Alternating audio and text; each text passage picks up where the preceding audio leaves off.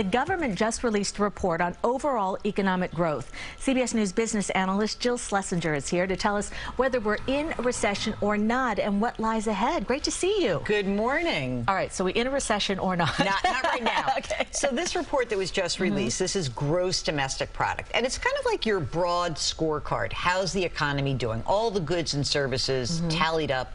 At the end of last year, we had growth, not shrinking, growth of 2.7% on an annualized basis. Now, this is so weird. The government has three different estimates of this growth.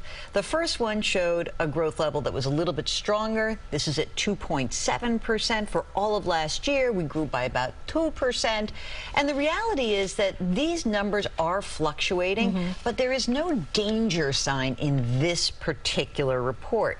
But of course, it's backward looking, right? Right. And it is a strange thing to consider where we've come from. I mean, in the COVID era, we had the economy shrinking dramatically by more than 3%, then a big explosion and almost 6% growth rate.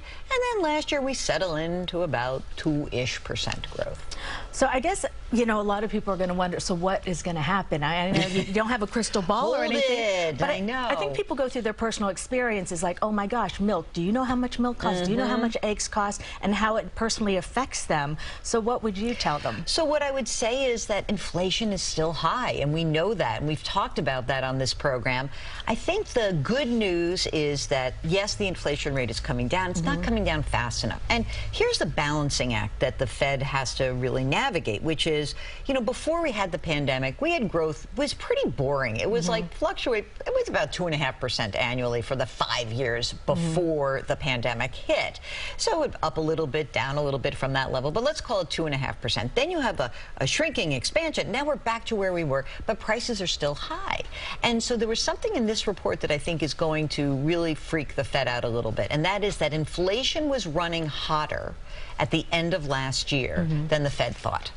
And that's probably going to mean that although we do expect the Fed to raise interest rates at the next meeting in March, it also means that that could mean your credit card bill is going to increase. And what it also means is it starts to put pressure on the Fed to really keep rates higher for longer. That does increase the chance of a recession. So what I always hear about from people on my podcast is, well, so if a recession's coming, what do I do? Right. You know, it's hard. You want to try to pay down that debt that's outstanding as quickly as possible, highest interest to lowest interest. But you also want to try to build up your savings, your safety net, right? Because so many people had a really good savings rate during the pandemic, got some stimulus, got unemployment, all good, right? Well, we've been eating into those savings over the course of the last year and a half because of those higher prices. So if you find yourself, you're lucky enough, you have a job, everything's cool, right, pay down the debt if you can, beef up those emergency reserves. How's your emergency reserve fund, Cindy? Mine's pretty good. Yeah? Yeah. Are you nervous? Do you keep, like I say, 6 to 12 months of your living expenses? Do you feel like that's enough for you? You know, I honestly haven't figured it out. That's the thing. I haven't like sat there with the numbers, but I put a lot of, I think about the future a lot. Me too, and I'm a nervous Nelly, so let me be clear.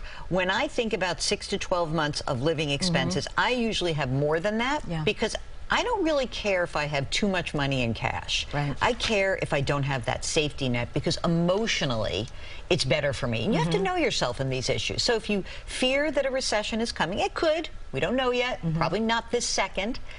But if you fear that, you can only take action on the things over which you have control. So pay down that debt, beef up those emergency reserves.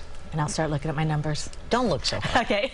Jill Schlesinger, as always, thank you so much for being here. It's a pleasure. You kind of make us feel better. That's good. All right, you can see Joe regularly on CBS Mornings and the CBS Evening News with Norah O'Donnell. For more analysis, go to JillOnMoney.com.